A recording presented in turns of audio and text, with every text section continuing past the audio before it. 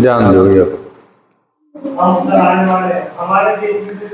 Urgent simple tense यानी साधारण काल। इससे पहले हमने आपको कंप्लीट चीजें बता दी थी कि टेंस यानी काल या समय। टेंस कितने प्रकार के होते हैं? 3 प्रकार के, प्रेजेंट टेंस, पास्ट टेंस और फ्यूचर टेंस। प्रत्येक टेंस को 4 भागों में बांटा है। जैसे प्रेजेंट टेंस इसको 4 भागों में, present simple tense, present continuous tense, present perfect tense और प्रेजेंट परफेक्ट कंटिन्यूअस टेंस। अगर आपसे पूछ ले पास्ट टेंस के 4 भाग बताओ तो कैसे बताओगे?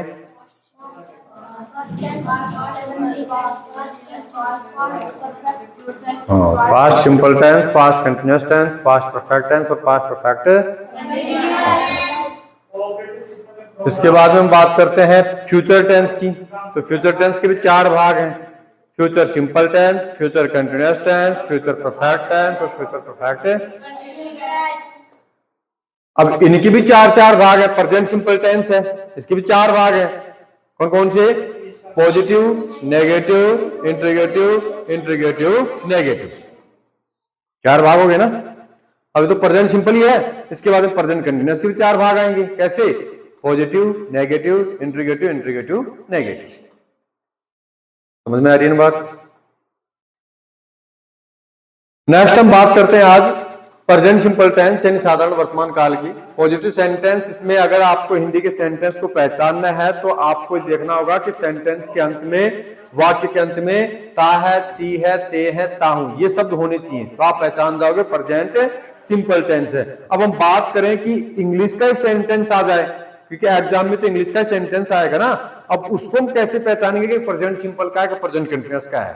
तो भैया बहनों उसके लिए मैंने आपको सारणी बनवा रखी है, ना करेक्ट फॉर्म ऑफ वर्ब की सारणी।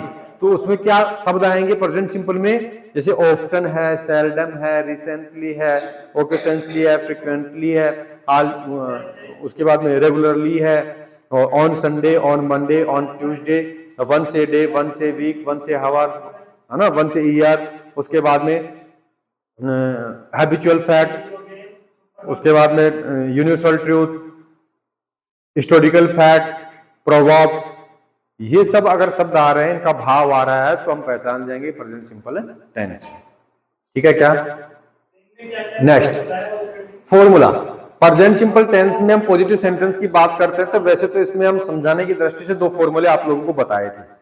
अगर हमारा सब्जेक्ट ही, सी, इट और नेम होगा तो हम ये फॉर्मूला यूज करेंगे। ठीक है क्या?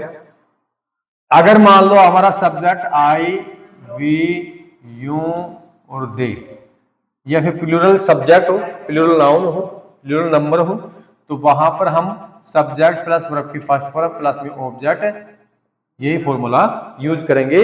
एस या एस का प्रयोग हम नहीं करेंगे। ठीक है ना? नेक्स्ट नेगेटिव सेंटेंस, जिसको हम बोलते हैं नकारात्मक वाक्य। अब यहां थोड़ा सा चेंजमेंट हो जाएगा। अब यहाँ एग्जाम्पल भी देखते रहना, इसके साथ साथ पॉजिटिव को हम देखते हैं। तो बच्चे हो कि खेलते हैं, बच्चे हो कि खेलते हैं। तो यहाँ पे आपको देखना है कि सब्जेक्ट हमारा कौन सा है? बच्चे। बच्चा, चाइल्ड, CHILD, चाइल्ड। बच्चा अकेला होता है ना, सिंगुलर होता है, और बच्चे क्या हो गए हैं?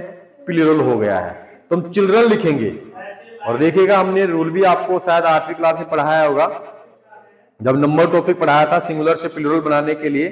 तो कुछ शब्द के अंत में REN या EN जोड़ देने से क्या बन जाता है? वो प्लूरल। चाइल्ड के आगे हमने क्या जोड़ दिया है? REN, तो क्या हो गया? चिल्ड्रन, यानी बच्चा और बच्चे। तो यहाँ पे प्लूरल सब्जेक्ट है, और प्लूरल सब्जेक्ट होगा तो भैया बहनों फॉर्मूला कौन सा यूज करेंगे हम? ये वाला। अभी बोला ना हमने, यहाँ पे तो सिंगुलर होना चाहिए, यहाँ पे क्या? प्लूरल। तो ये वाला फॉर्मूला यूज करेंगे। पहले क्या लिखना हमें? सब्जेक्ट। सब्जेक्ट क्या हमारा? चिल्ड्रन। ठीक है क्या? चिल्ड्रन लिख दिया। उसके बाद में वर्ब की फर्स्ट फॉर्म।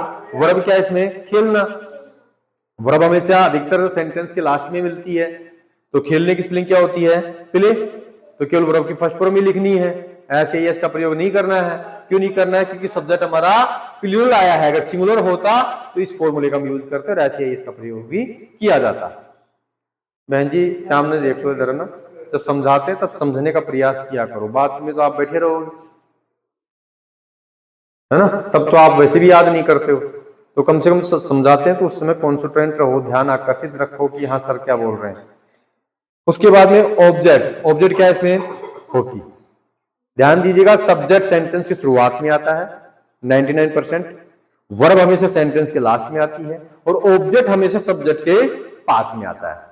ठीक है, क्या बीच में अगर कुछ और भी बच गया है तो क्या तो वो एडवर्ब होंगे, क्या एडजेक्टिव होंगे, क्या प्रीपोजिशन वाले ऑब्जेक्ट होंगे, समझ रहे हो ना।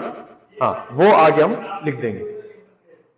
अब हम बात करते हैं नेगेटिव सेंटेंस। नेगेटिव सेंटेंस की हम बात करेंगे तो सबसे पहले फॉर्मूला हमें ध्यान रखना है कि subject plus do does plus not plus first form plus object. तो यहाँ पे देखना है कि डू का प्रयोग आपको कब करना है, जब हमारे सब्जेक्ट ये होंगे, आई वी यू दे या प्लूरल नाउन होंगे, तो यहाँ पर आपको डू का प्रयोग करना होगा। अगर सब्जेक्ट हमारा ही सी इतने में सिंगुलर नाउन है तो किसका प्रयोग करना में, डज का। तो यहाँ पे देखिएगा आपको पता लगा कि एक ही सब्जेक्ट आ रहा है बच्चे, तो प्लूरल सब्जेक्ट है, तो प्लूरल यहाँ पे चिल्ड्रन है, सबसे पहले हमने सब्जेक्ट लिखना है, उसके बाद में डू डज में किसका प्रयोग करना है, डू का। क्यों करना है, क्योंकि हमारा प्लूरल सब्जेक्ट है, तो डू का प्रयोग हो गया। उसके बाद में क्या लगा देना हमें, नॉट, क्योंकि नेगेटिव है ना, नहीं शब्द आया इसलिए। वर्ब की फर्स्ट फॉर्म क्या है, प्ले, और ऑब्जेक्ट क्या हमारा, होके। I hope all students you are understand. आशा करता हूं कि सभी विद्यार्थियों को समझ में आया होगा ना, समझ गए ना। नेक्स्ट, इंट्रीगेटिव। इंट्रीगेटिव का फॉर्मूला यहाँ पे लिखा है, सबसे पहले क्या लिखना है, डू या डज, उसके बाद में सब्जेक्ट, उसके बाद में वर्ब की फर्स्ट फॉर्म, उसके बाद में ऑब्जेक्ट, और लास्ट में प्रश्नवाचक लगाना ना भूले। प्रश्नवाचक चिन्ह लगाना जरूरी है, नेसेसरी है।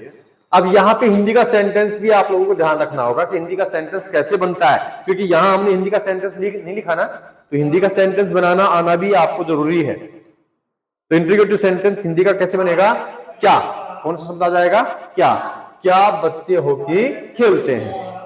अब थोड़ा सा यहाँ पे समझना है, अब हमारा पॉजिटिव सेंटेंस क्या था, बच्चे हॉकी खेलते हैं, यही था ना। अब हमने क्या काम कर दिया है, क्या शब्द लगा दिया, ओनली फॉर क्या लगाया, क्या। अब क्या शब्द सेंटेंस की शुरुआत में लगता है तो भैया बहनों आपको कुछ नहीं करना है, केवल हमारा जो हेल्पिंग वर्ब का डू डज का मामला है, इसमें से एक सब्जेक्ट को देखते हुए राइट करना है। प्लूरल सब्जेक्ट तो किसका प्रयोग कर देंगे, हेल्पिंग वर्ब डू का, तो यहाँ पे डू लिख दिया। उसके बाद में सब्जेक्ट हमारा कौन सा है, बच्चे, चिल्ड्रन। उसके बाद में वर्ब क्या है, प्ले, तो डू डज में से एक हो गया, सब्जेक्ट हो गया, वर्ब हो गई। उसके बाद में क्या लिख देना में, ऑब्जेक्ट हॉकी, और लास्ट में प्रश्नवाचक चिन्ह लगाना है। अब इसके बाद में डब्ल्यू एच वर्ड, इंट्रीगेटिव सेंटेंस का ही डब्ल्यू एच वर्ड आएगा, तो इसमें भी आप लोगों को ध्यान रखना होगा कि सेंटेंस के बीच में कब, कौन, कहां, कैसे, क्यों, ये शब्द का प्रयोग करना होगा। और जब उसकी इंग्लिश बनाएंगे तो शुरुआत में क्या लिख देंगे हम, डब्ल्यू एच वर्ड, यानी क्यों, कब, कौन, कहां, कैसे की इंग्लिश लिखनी होगी, ठीक है ना, उसकी इंग्लिश लिखनी होगी। तो यहाँ पे बच्चे हॉकी क्यों खेलते हैं, तो क्यों की स्पेलिंग क्या हो गई है, वाही। अगर यहाँ पे होता कब खेलते हैं तो क्या हो जाता, वेहन, WHEN, वेहन, है ना। और उसके बाद कैसे खेलते हैं तो हाउ, कहां खेलते हैं तो वेहर, WHERE, होता कि नहीं होता। ऐसे नहीं कि सभी सब्जेक्ट में वाही लिख दिया, पहले देखना है हिंदी के सेंटेंस में कौन सा शब्द लिखा है, तभी आपको उस शब्द का प्रयोग करना है, डब्ल्यू एच वर्ड का। उसके बाद में क्या लिख देना है, do, children play hockey, same add कर देना है, ठीक है क्या। नेक्स्ट, इंट्रीगेटिव नेगेटिव सेंटेंस, तो क्या बच्चे हॉकी नहीं खेलते हैं, नेगेटिव है इसलिए नहीं का प्रयोग करना पड़ रहा है ना। तो इस सेंटेंस में इसमें कोई ज्यादा विशेष डिफरेंट नहीं है, केवल यहां पर आपको सब्जेक्ट के बाद में नोट देखने को नहीं मिल रहा है, यहाँ पे नोट देखने को मिल रहा है, इसलिए नेगेटिव सेंटेंस इसको बोला गया है। अब यहाँ पे इंट्रीगेटिव नेगेटिव सेंटेंस के डब्ल्यू एच वर्ड की हम बात करते हैं तो कुछ नहीं, सेम सेंटेंस है, वाई की जगह वाई है, डू की जगह डू है, चिल्ड्रन की जगह चिल्ड्रन है। अब नहीं शब्द आया तो क्या लगा दिया हमने, नोट, उसके बाद में क्या लगा देना है, प्ले, उसके बाद में अंडरस्टैंड। अब यहां पर जो हमने आपको क्लास वर्क दिया एक्सरसाइज के लिए कि हम ट्यूशन जाते हैं तो वी गो टू ट्यूशन। अब यहाँ पे पॉजिटिव का, नेगेटिव का, we do not go to tuition. अब हिंदी तीसरा सेंटेंस हमारा कौन सा बनेगा, इंट्रीगेटिव का, तो हमने क्या लिख देना है, क्या हम ट्यूशन जाते हैं, इसकी इंग्लिश बनानी है। अब डब्ल्यू वर्ड का क्या जाएगा, यानी हम ट्यूशन क्यों जाते हैं, हम ट्यूशन कहां जाते हैं, हम ट्यूशन कैसे कर, मतलब आप जो भी डब्ल्यू एच वर्ड रखोगे उस डब्ल्यू एच वर्ड की ही इंग्लिश आपको फर्स्ट में रखनी होगी। उसके बाद में इंट्रीगेटिव नेगेटिव डब्ल्यू एच वर्ड आपको बनाना है, ठीक है। ये अभी आप लोगों को करना है, जो विद्यार्थी पूर्व में हमसे पढ़ चुके हैं वो तो करके दिखा दिए हैं, लेकिन जो नहीं पढ़े थे अभी उन्होंने सीखा है वो अभी ट्राई करेंगे। ठीक है क्या? और मेरे को भी तुरंत दिखाओ।